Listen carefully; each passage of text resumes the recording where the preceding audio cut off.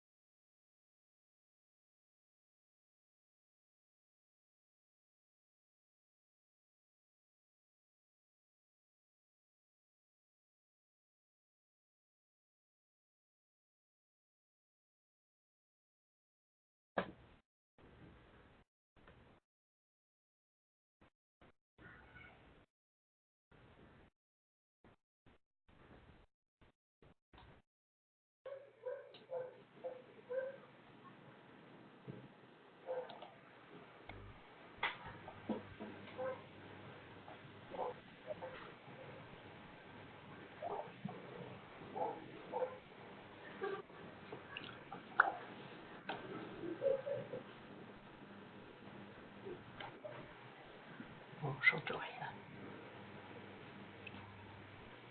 Entendez-vous? Oui. Bon, bien. Ben, je t'entends aussi. C'est Estelle? Oui. Ok, salut. Salut.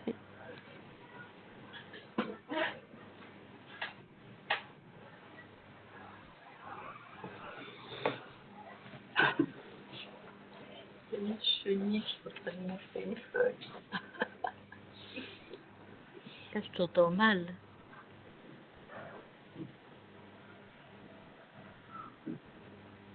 Ah.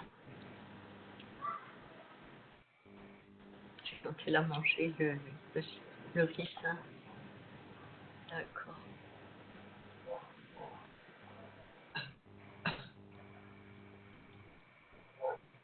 Allô, allô. Oui, Oui. on vous entend. Désolé pour le petit retard. Alors, je voudrais tout d'abord m'excuser pour la semaine passée. Il n'y a pas eu de cours. Je ne me sentais pas bien, donc maintenant tout va mieux. Et nous continuons régulièrement. Je voudrais également vous signaler que la semaine prochaine, c'est le jour de Yom Kippour, donc il n'y aura pas cours. La semaine d'après, c'est la fête des cabanes, Sukkot. Et donc, il n'y aura pas cours non plus. Et, on se revoit normalement dans 3 semaines. Le 23 octobre. Pardon? Le 23 octobre. Le 23, exactement. Bien. Alors, nous en étions à la 4e minute. Si vous voulez bien, je vais vérifier que tout le monde entend bien et vous demander également de vérifier si autour de vous, il n'y a pas des bruits qui puissent me déranger le cours. Catherine, vous m'entendez? Catherine? Catherine. Marie-Noël? Bien, bonsoir. Bonsoir. Edith? Oui, je vous entends. Shalom. Eric? Oui, je t'entends. Merci. Merci. Estella? Oui, je vous entends bien. Estella, vous m'entendez? Oui, je vous entends très bien. Mais attendez, qu'est-ce qui se passe? Vous m'entendez pas? Pardon? Là, vous m'entendez. Oui, oui, oh, je vous ai bien entendu. Ah, d'accord. Kiakou? Oui, moi je vous entends. D'accord, très bien. Philippe? Philippe? Roger? Oui, je vous entends. Et enfin, Simon. J'entends très bien. C'est parfait. Alors, avec votre permission, je ferme pour le moment les micros et au fur et à mesure, vous pouvez demander la parole, évidemment, et je tâcherai. Voilà. Alors, nous allons poursuivre, en fait, la révision du cours A. Et nous allons le faire par le biais du cours du livre de Jonas.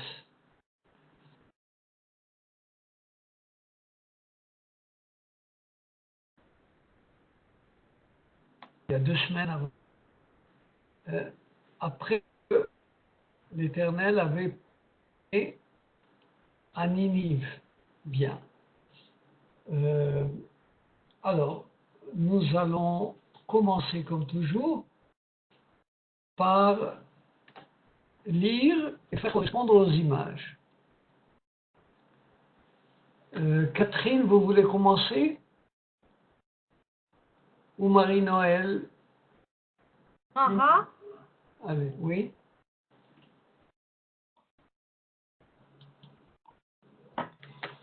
Pâturage. Exact. Pâturage. Très bien, Catherine. Continuez. Ah, c'est Marie-Noël, pardon. Oui, c'est ça. D'accord. Bien. Continuez. Cendre, Est-ce qu'il y a un autre mot que vous connaissez? affaire. Oui. Ah, bah, Très bien. c'est bon. Éphère. Éphère Pardon. veut effet. dire Cendre. la cendre.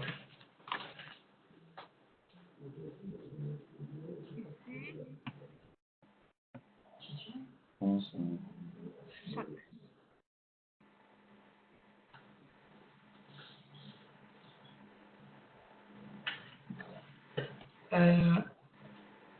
Chazak veut dire fort. Hum.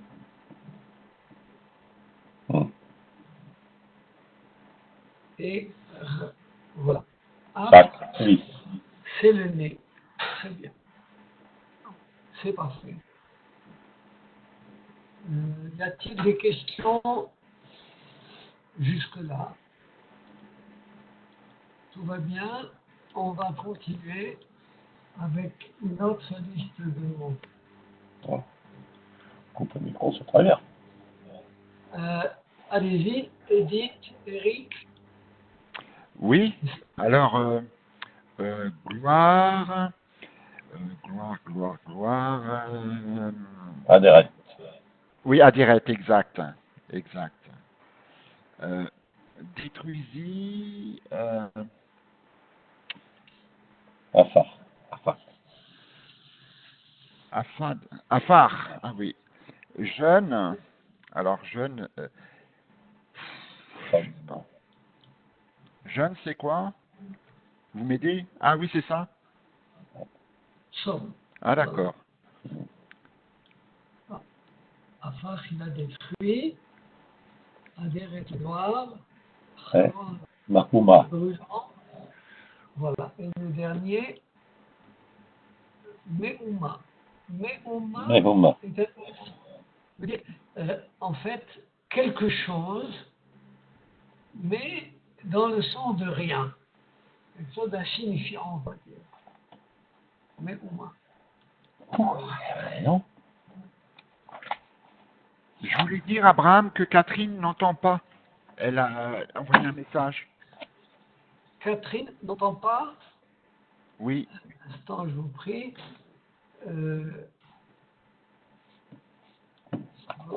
Ah, c'est Catherine qui a écrit « Je suis nouvelle dans ce cours, je n'entends rien. Est-ce que c'est commencé ?» Bien, alors je vais répondre à Catherine. Mais avant ça, je vais demander au service technique de lui venir en aide. Merci. Je vous en prie. Vous avez bien fait de me le signaler.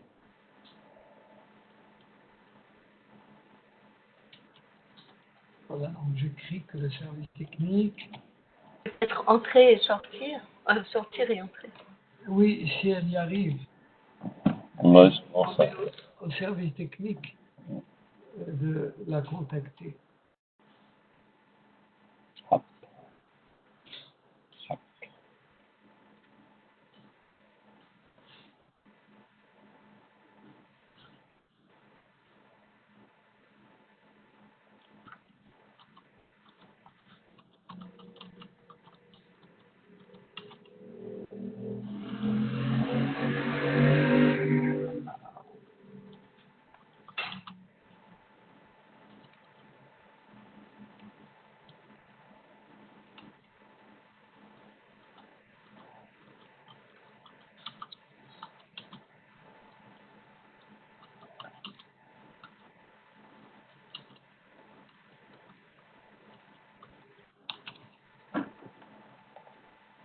Ok. Alors, je vais simplement prendre le numéro de Catherine, à moins qu'elle ne soit déjà portée à rentrer de nouveau, ça serait bien. Mais sinon, je vais vérifier quelle est.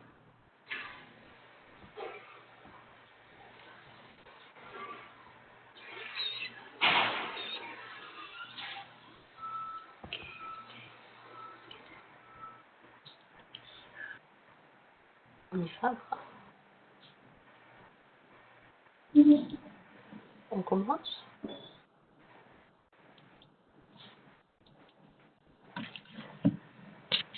Ah, voilà, 4, 8.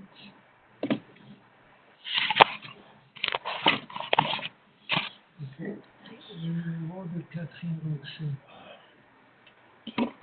4, 8, 4, 3, 1, 4.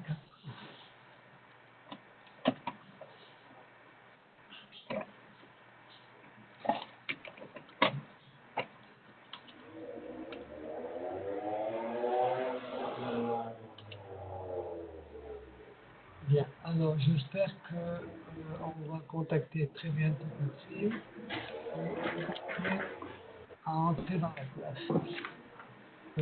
Bien. Nous allons lire, s'il vous plaît, Marie-Noël, le verset suivant concernant Jonas. Vayetse Yona, Vayetse Yona min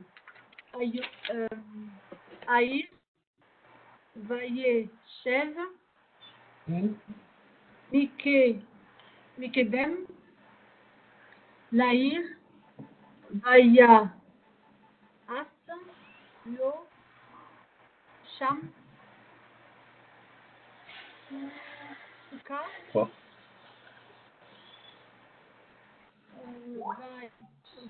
Vayeshev. Excusez-moi, je ne lis pas trop bien, hein, je prends le temps. Ta, Parfait.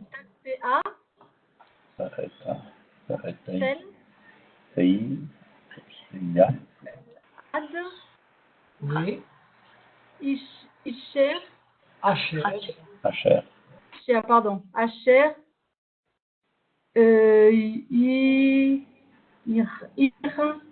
Iré, Ife, oui.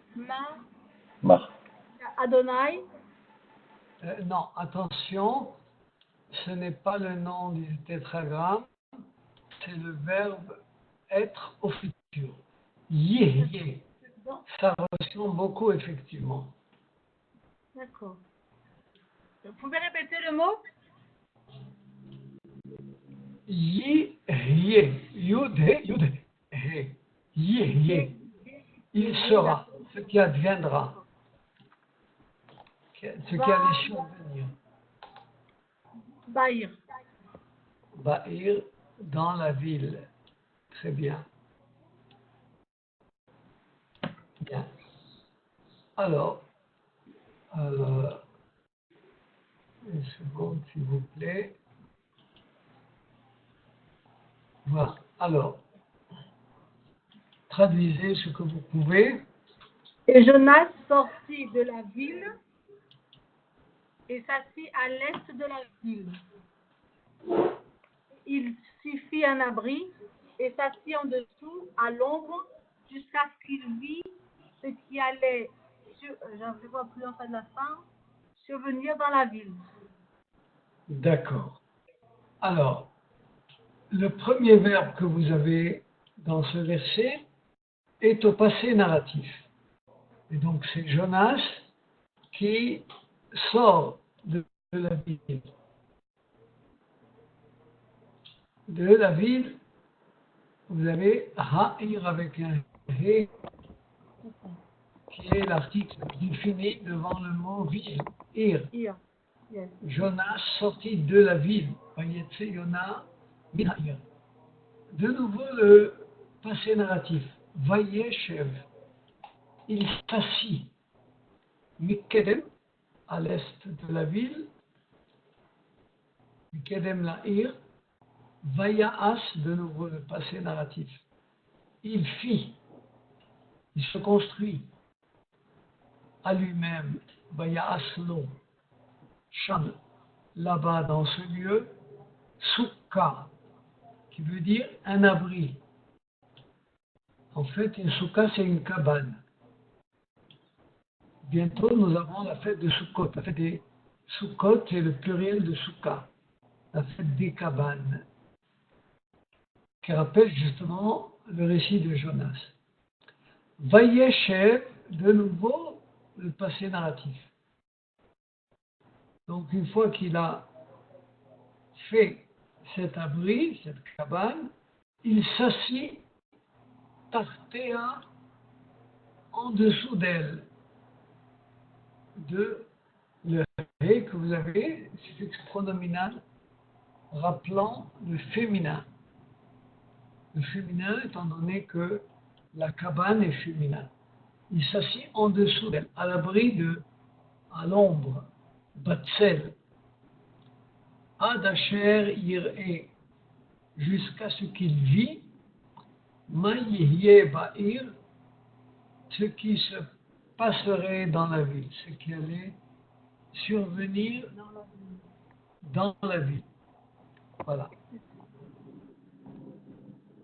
Donc, on retient le mot Kedem qui est intéressant parce qu'il veut dire en même temps devant et à l'est de. Un mot très particulier dans le contexte biblique parce qu'il signifie en même temps l'Orient et l'origine des choses. Voilà. Et ce qui est devant soi, le lever du soleil par exemple. Ceci dit, vous avez justement une image qui rappelle la signification de Kedem qui veut dire devant, mais qui veut dire l'est également, qui est orienté vers le soleil. Ce que ce terme a de particulier, c'est qu'il signifie également le passé, du point de vue temporel. C'est-à-dire qu'en regardant devant soi, en voyant le soleil se lever, le renouvellement, si vous voulez, de chaque jour, qui rappellerait l'idée de la création, chaque réveil, chaque matin, on peut voir et on peut savoir ce qui s'est passé. Ce qui s'est passé, contrairement à ce que l'on pense d'habitude, n'est pas derrière nous, il est devant. L'origine, si vous voulez, à la fois temporaire et spatiale, se résume dans l'idée de Kedem, de ce qui est en face. Donc on a le visage tourné vers le lieu où le soleil se lève, ce qu'on appellerait le Kedem. Et c'est également l'idée du passé. Donc, de manière paradoxale, on aurait devant soi le passé. Alors, dans l'exercice, vous avez deux possibilités de Shem. Le premier est formé de deux ségoles, on appelle le Ketel. Le second, d'un Kamatz et d'un Chirik. Qu'a-t-il?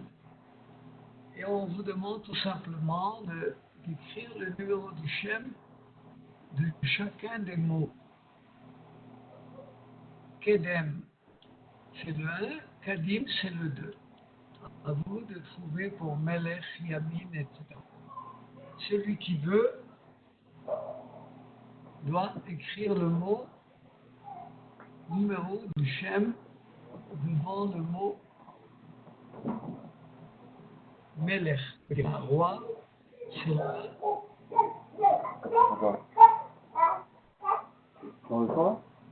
Allô? Android de fond. J'espère que, voilà, maintenant ça va mieux. On n'entend plus le bruit. Continuez.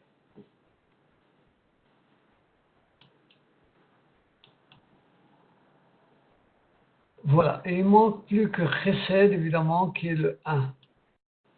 Alors, ceci dit, Catherine, est-ce que vous nous entendez maintenant? Oui, je vous entends, merci Abraham. Je vous en prie. Qui vous a aidé?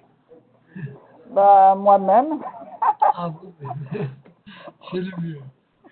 Alors, très bien. Nous allons donc voir que Melech veut dire un roi et correspond au numéro 1. Yamin correspond au numéro 2, puisque vous avez un Kamat et un Chirik, de même que Tamim est un numéro 2, et Chesed le numéro 1. Alors, Melech, un roi, Yamin, la droite, Tamim, innocent, et Chesed, la bonté. Voilà, le bienfait. Ça serait bien de relire, si vous voulez bien, Eric, relisez les 4 mots. D'accord. Meler, Yamin, Tamim et Resed. Bien. Ceci dit, nous allons lire maintenant. Marie-Noël, vous pouvez lire le texte? Oui, mais avant, j'ai une question. Je peux poser la question? Je vous en prie, oui, bien sûr. Vous avez dit que Yamin, c'est droite. Donc, Benjamin, Benjamin, c'est fils de la main droite. Ça correspond à ça, alors. Pardon, Yamin, la droite, oui. La droite. Benjamin. Ah, Benjamin. Oui, oui, bien sûr. Eh bien, Benjamin vient de la même racine. C'est en fait celui de la droite, le fils de la droite. Fils de la droite, d'accord. Benjamin. D'accord. Merci. Je vous en prie. Alors, allez-y. Eric, vous voulez lire Vayeman? Moi? Oui. Oui, d'accord. Vayeman, Adonai. Ah, pardon. Adonai Elohim, Kikaon, Kikaon. Kikayon. Ah, Kikayon, c'est l'arbre là. Oui, c'est le fameux arbre. Le riche. Vayahal, Mal,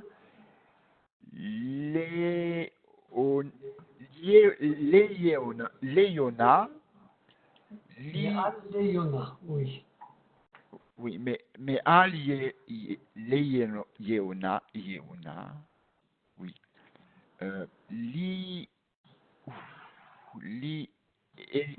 Liot, Oui.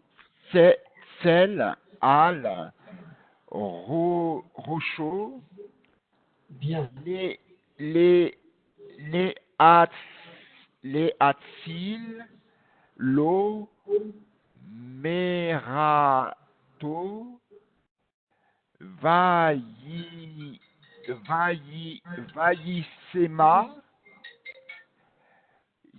Yona, Al, Kikayon, Simra,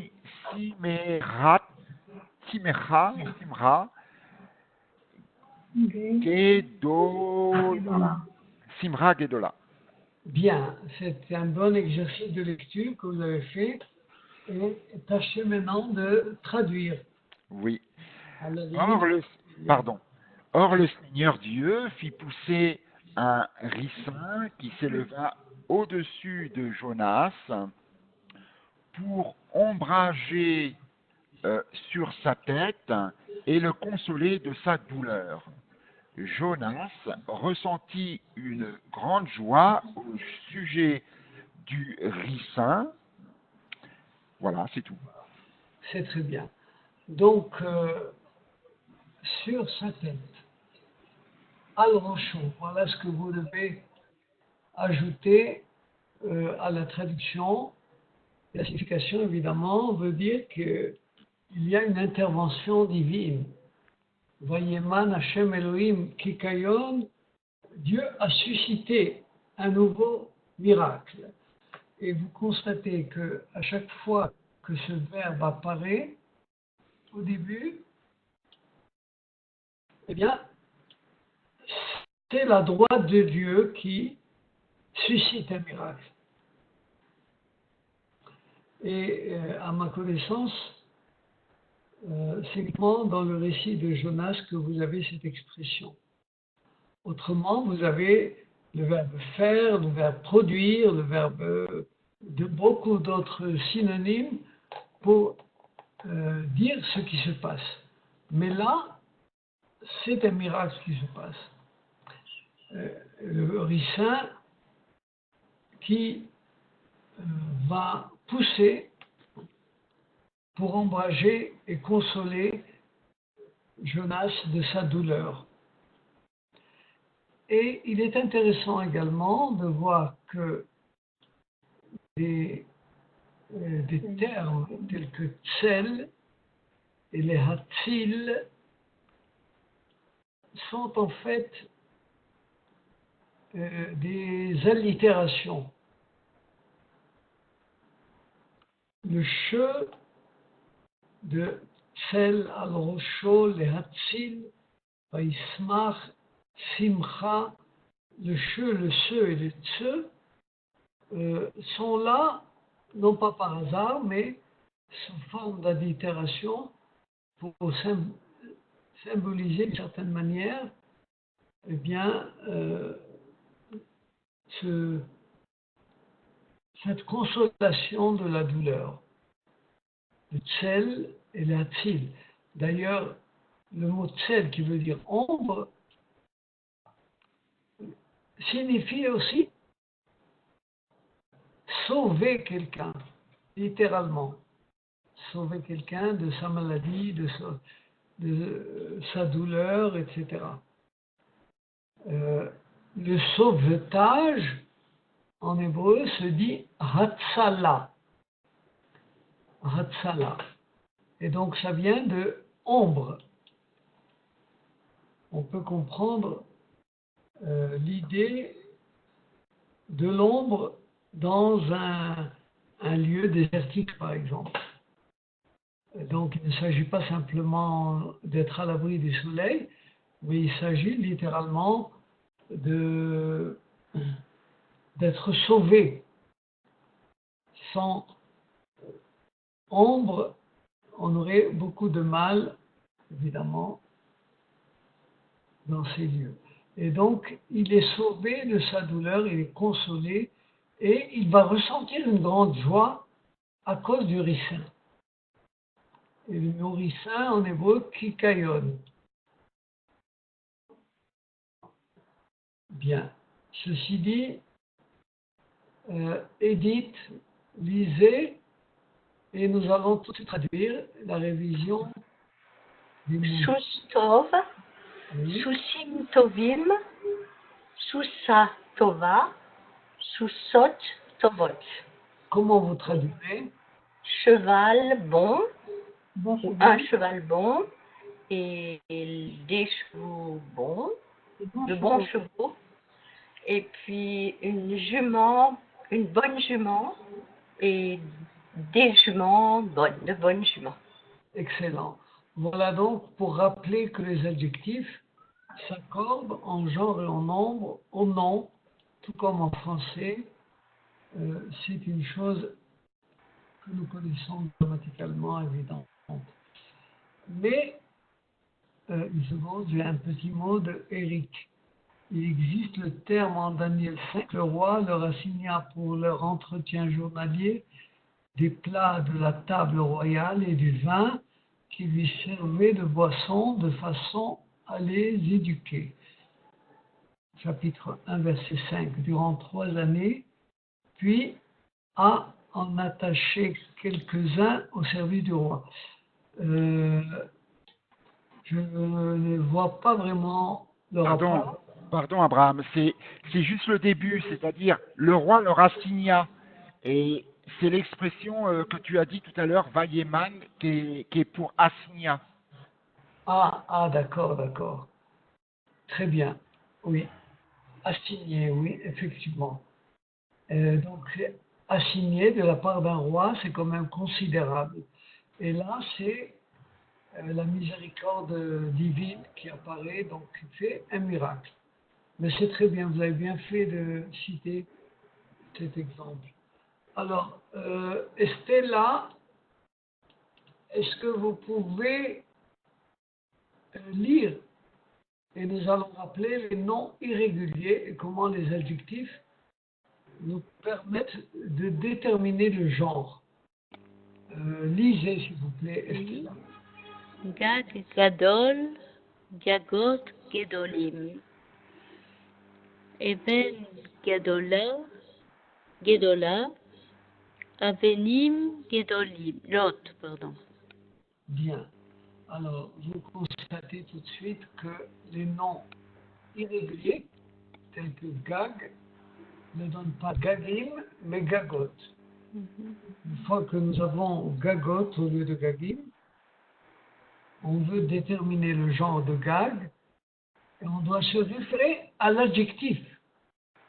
Gedolim, étant donné que nous disons Gedolim, c'est l'adjectif qui nous permet de déterminer le genre.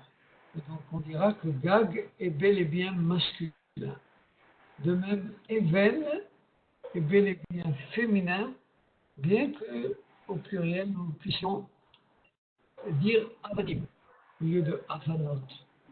Étant donné que nous disons Gedolot, donc Even est bien féminin. C'est un rappel de ce que nous avons fait dans le cours 1. Ceci dit, Kiakou, indiquez le genre et le nombre, et vous pouvez traduire également des masculins pluriels. Quels sont les mots au masculin pluriel? Masculin pluriel, il y a Kedoshim, et Acherim. Voilà. Tout le reste n'est pas masculin pluriel. Et donc tout le reste est féminin. C'est parfait. Ceci dit, nous allons, Philippe, si vous voulez bien, traduire ce que vous connaissez comme expression.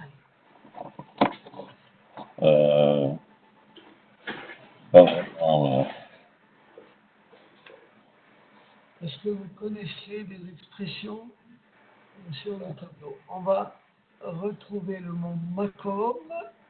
Makom, oui. Qui veut dire un lieu, et mekomot qui veut dire des lieux, kedoshim, saints. On dit des lieux saints, mekomot kedoshim. Que veut dire beten melea? Peut-être Roger ou Simon. Je ne sais pas. Là, on sèche. Beten veut dire un ventre. D'accord.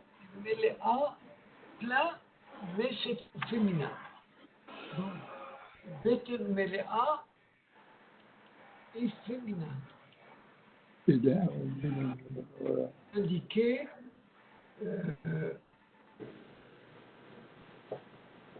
les expressions féminines. Betemla est féminin, un ventre plein. Arim Rechokot, des villes éloignées, est également féminin. Et Simcha Gedola, que veut dire Simcha Gedola? Quelqu'un connaît? Une grande joie. Oui, Gadol. Exactement.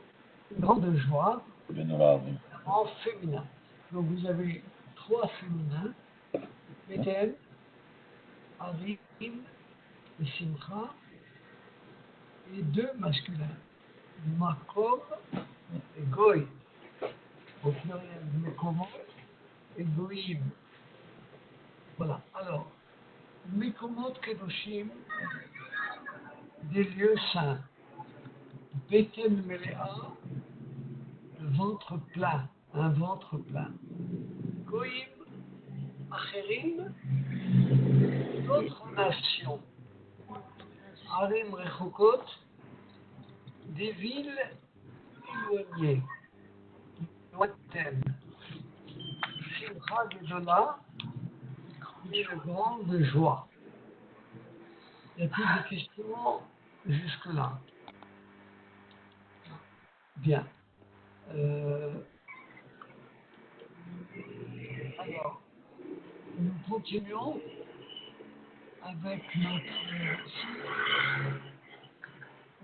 Eric, vous voulez lire? Vayeman, Vayeman a Elohim Tolat Baalot Ashar la Marahat, oui, la Marahat, Vatar et Akikayon, Vayibash. bien.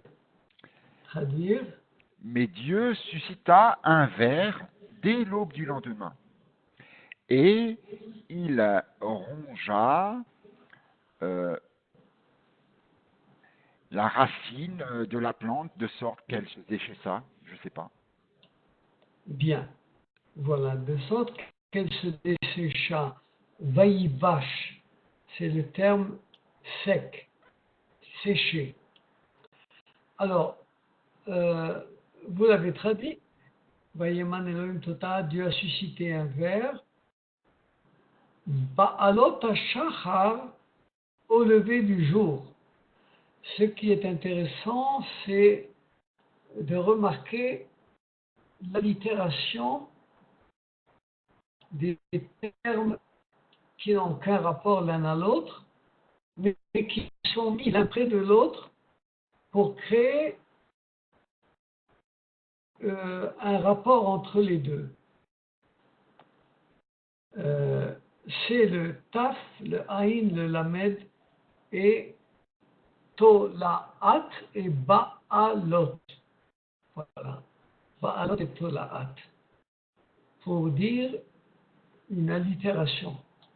Alot HaShachar, ce serait un laps de temps court entre la lumière et le soleil. On pourrait appeler cela le lever des ténèbres. Donc, c'est un moment très particulier de réveil, un temps court, un laps entre le moment où le soleil se lève et les premières lueurs que produit le soleil. Un temps généralement très court, un peu comme le coucher du soleil, les 3 minutes dans lesquelles le soleil disparaît. Alors, c'est le moment miraculeux, si vous voulez, puisqu'il y a beaucoup de miracles tout au long du récit de Jonas. Alors, nous allons essayer maintenant d'écrire le et. J'avais oublié de signaler que dans le précédent verset, vous avez et akikayon. Et n'est pas traduisible en hébreu. En français, il n'existe pas.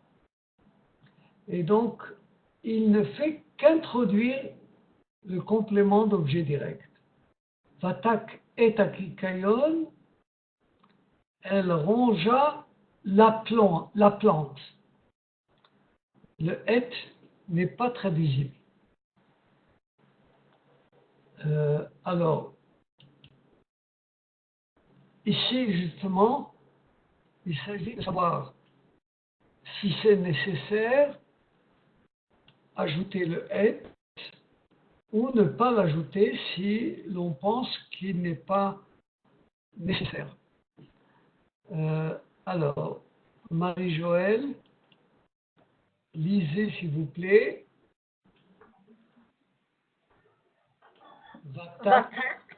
Vatak et akikayom. C'est-à-dire, Il rongea la plante. et le suivant,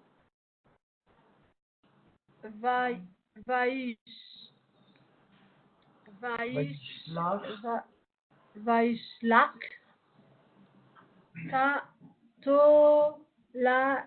tolayat. Tolaat. Tolaat, c'est le verbe. Donc, Vaishlach Tolaat est indéfini. Donc, il envoya un ver, une larve. Et donc, là, on ne mettra rien. D'accord. Et en bas, Iskor, Itzkor, Israël. Iskor, Israël. Peut-être je rajouterai le et. Oui, là, on doit ajouter le et, effectivement. Il se rappellera d'Israël. Israël étant défini, évidemment, puisque c'est un nom propre. Et donc, on dira Yizkor et Israël, tandis que Vaishlach Tolaat, sans le et. Voilà de quelle manière nous souvenir du rôle du et. Abraham, je ne comprends pas. Je ne comprends pas pourquoi on ne met pas, puisque c'est un complément d'objet direct, il envoya le vers, ou un vers, pourquoi on ne met pas le et? Il envoya un vers. Un vers est indéfini. En français, vous mettez un UN, n'est-ce pas? Donc c'est indéfini. Si on avait parlé de ce vers auparavant, on l'avait déjà défini, on aurait dit il envoya le vers. Mais là, il envoya un vers parmi tant d'autres. Un petit vers qui va faire ce miracle. Il va empêcher toute la plante. D'accord, merci. Merci. Et voilà le résultat, je vous en prie. On va voir maintenant, Catherine, vous voulez lire?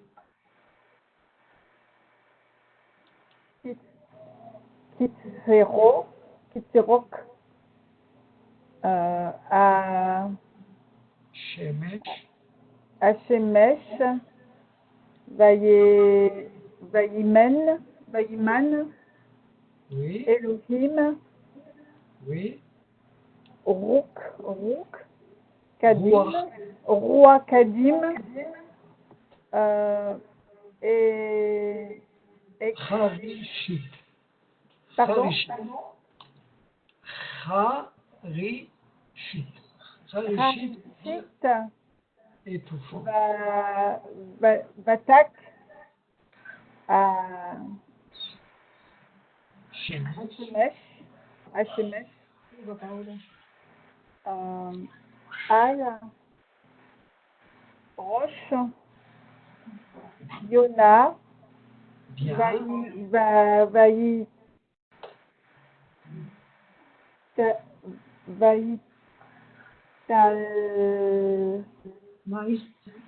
Vaïtalan, Talaf, Oui. Vaïsla,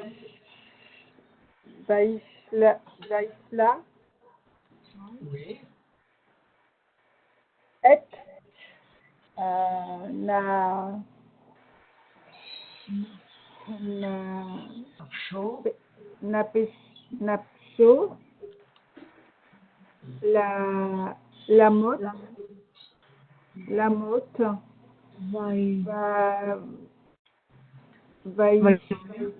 Vaïomer, Tov,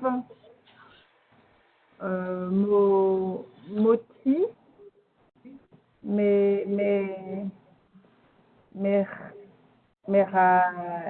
Merayat. Bien. La traduction. Alors, et lorsque Jonas se leva, Dieu suscita un vent d'est étouffant, et le soleil frappa la tête de Jonas qui en fut accablé. Alors il souhaita mourir et dit: ma mort est préférable à ma vie. Voilà. Donc, nous avons le mot Shemesh, qui évidemment qui veut dire le soleil, le mot Ruach, qui veut dire le vent. Et c'est la seconde fois que Jonas demande à mourir, à vrai dire. On a également cette expression de Ruach Kadim, qui veut dire le vent d'Est. Ce que ce vent a de particulier, c'est qu'il est destructeur.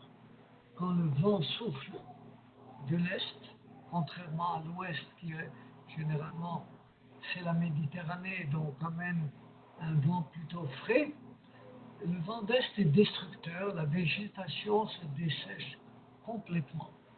Et c'est ce qui décrit la situation dans laquelle le vent est étouffant et le soleil frappe à tel point que Jonas s'évanouit. Vaïtalaf veut dire il s'évanouit. Il est accablé et il souhaite plutôt mourir que de vivre. Tov moti mechayai. Mieux vaut ma mort à ma vie. Voilà donc de quelle manière est décrit ce récit. Nous allons voir maintenant un petit exercice facile. Il suffit d'attacher à la forme construite en fonction des suffixes pronominaux, faire correspondre au dessin. Allez-y, celui qui veut. Artecha, le masculin singulier. Artech féminin, très bien. Singulier. Artechem, masculin pluriel. Artechem, féminin pluriel. Ça n'est pas compliqué évidemment, c'est très simple. Et on va continuer le récit. Edith, vous voulez lire? Vayomer Elohim El Yona Aheite Tev Chacha Lecha Al Akidim Akikion Vayomer et Itav Chacha Li Ad Mavet, pardon. Et Dieu dit à Jonas: est-ce à bon droit que tu te chagrines à cause de ce ricin? Il répondit: je m'en chagrine à bon droit, au point que je désire la mort. Jonas 4, 9. Merci. Donc, Dieu dit à Yona, vous voyez, le style est tout à fait facile à comprendre. Vayomer, c'est le verbe, le sujet Elohim, à Jonas, El Yona. Le Ha commence avec un He interrogatif. C'est comme un point d'interrogation que vous avez. Est-ce que bien? Est-ce que vraiment? Tu te chagrines, Chara Lecha. Pour le ricin à la Kikayon, le point d'interrogation viendrait plutôt ici. Es-tu vraiment chagriné pour un ricin? Vayomer, il répondit Heitev, le même terme que vous avez là. Harani, c'est la même expression. Je me chagrine un bon droit. Adravet, au point de vouloir mourir. Voilà. On peut faire une comparaison ironique entre la raison de Jonas quant à la miséricorde de Dieu et quant à la plante. Évidemment,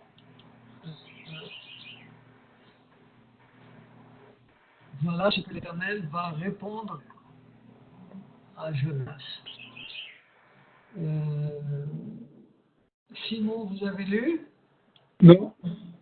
Allez-y. Alors, Vayomer Adonai Ata Kraseta Al Akitaron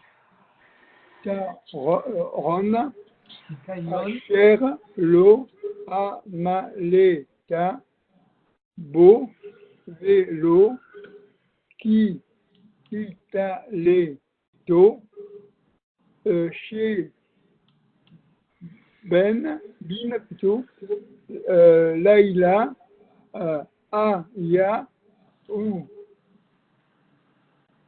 Kap, plutôt, Laïla, Atbad. La traduction.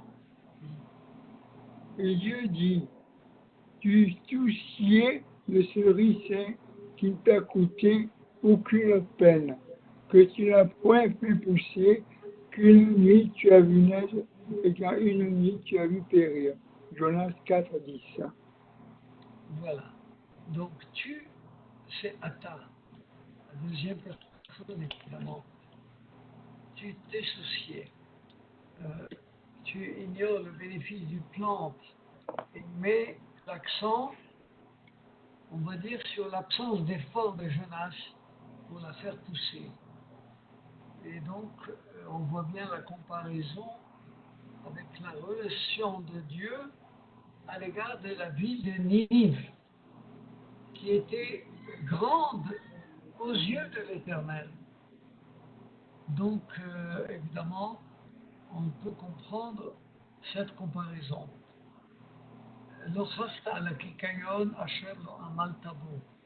Tu ne t'es pas soucié de ce ricin qui ne t'a coûté aucune peine. Velogidalta, et tu ne l'as pas fait pousser. Chez Bin Laïla Haya, qui en l'espace d'une nuit est né, ou Bin Laïla Abad, et en une nuit a disparu. Alors, dans l'exercice suivant, on va faire correspondre des contraires. Abraham, sur le verset précédent, c'est normal qu'il se soucie du ricin puisqu'il lui servait pour son ombre. Et Pardon?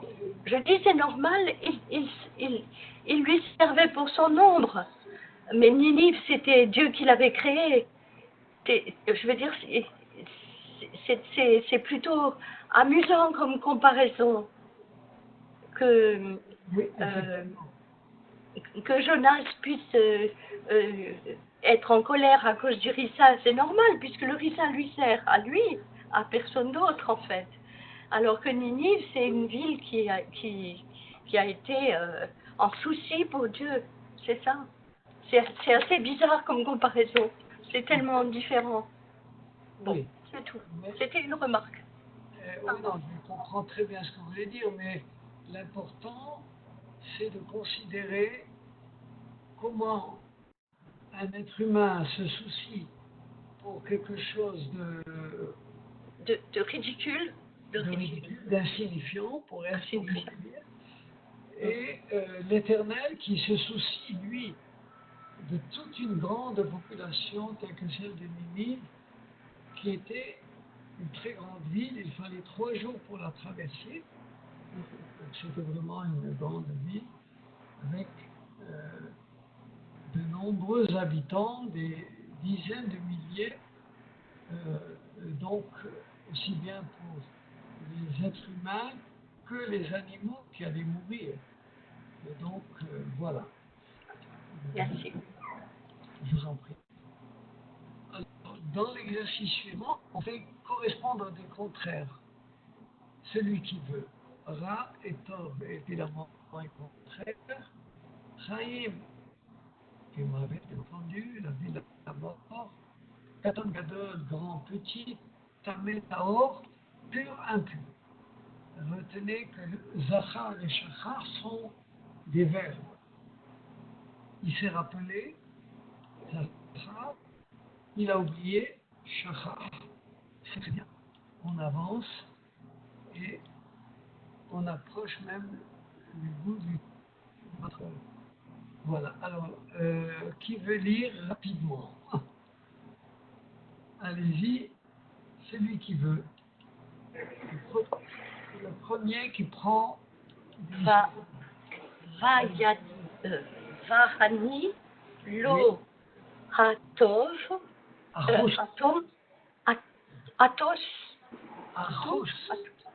Achos, pardon, oui, Al, Ninive, Aïr, Agadol, non, Agedola, Asher, Yeshba, Arebe,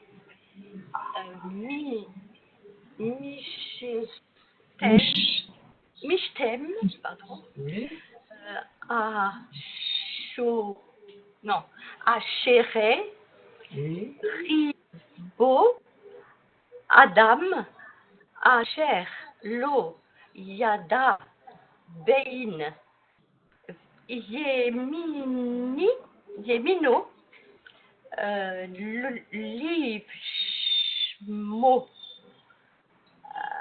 Lishmolo, Ubehema, Rabba. La traduction. Alors, il dit, et moi, je n'épargnerai pas Ninive, cette grande ville dans laquelle vivent plus de 12 myriades d'êtres humains, incapables de distinguer leur main droite de leur main gauche, et voilà. Un bétail considérable. Exactement. Ça se terminerait, je dirais, par un point d'interrogation, une leçon de morale évidente, je dirais avec la typologie de 12, c'est-à-dire 120 000 enfants. Il s'agit de Shtemesre Ribo, 12 myriades. C'est une énorme ville et voilà, et comparaison entre toi et moi. Ani, attends, et Yesh, qui veut dire il y a. Alors, une dernière lecture, vous voulez, Kum lechem nilve. Kum lechem el ninve, ir, agdola, ukra, aleha, ki, alta, ra'atam, lifanai. Oui, et la traduction. Lève-toi, va à Ninive, la grande ville, et prophétise contre elle, car leur iniquité est arrivée jusqu'à moi. Voilà, donc vous avez de nouveau le même verset qui avait ouvert l'histoire de ce qui a été demandé à Jonas, et on reprend tout à zéro. Lève-toi et va vers Ninive à nouveau, etc. Voilà donc de quelle manière résumer parle du livre de Jonas. Y a-t-il des questions rapidement? Oui. Oui, j'ai encore une question par rapport à Ninive. Il dit bien qu'ils ne savent pas distinguer leur droite de leur gauche. Donc, c'est normal qu'ils soient dans le péché, puisqu'ils n'y connaissent rien. Effectivement. C'est aussi cette question de disposer de son libre arbitre, effectivement. Mais on peut dire que c'est neutre. C'est une ville comme toutes les villes du monde. Mais ils ont commis des péchés graves que, logiquement, ils auraient mérité un péché, une punition.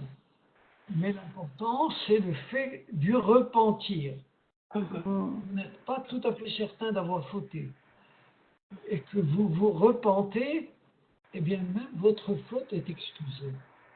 Voilà l'histoire, si vous voulez, de l'idée du Kippour, qui va d'ailleurs être bientôt, dans quelques jours, le jour de Kippour, dans une semaine exactement. C'est le fait de la teshuva, c'est-à-dire du repentir, du retour sur soi-même, du retour au même point où vous étiez, d'avoir commis ce que vous avez commis, qui vous semble ou qui ne vous semble pas être une faute, un péché. À ce moment-là, il y aurait moyen de revenir à la même position et la faute. Voilà. Mais si on ne sait pas quel est le péché, comment on peut se repentir? Eh bien, il est écrit dans la liste des mea culpa que l'on fait le jour de Kippour. Je demande pardon pour ce que j'ai commis consciemment et ce que j'aurais commis inconsciemment. La faute existe. On commet des erreurs parfois sans le vouloir. Mais elle mérite également d'être excusée, au même titre que les autres. Et la vie est pleine de situations dans lesquelles on n'est pas conscient du fait que l'on marche sur quelque chose que nous avons. C'est vrai. Et on fout du pied sans en être conscient. Eh bien, on demande pardon pour cela également. Merci. Le yod-in ou lo yod-in, il est marqué en hébreu dans la liste des lectures, ce que l'on a fait en sachant, en étant tout à fait éveillé, et ce que l'on a fait en mégarde. Mais le mégarde peut être très grave également. Bien sûr. Celui qui en a souffert.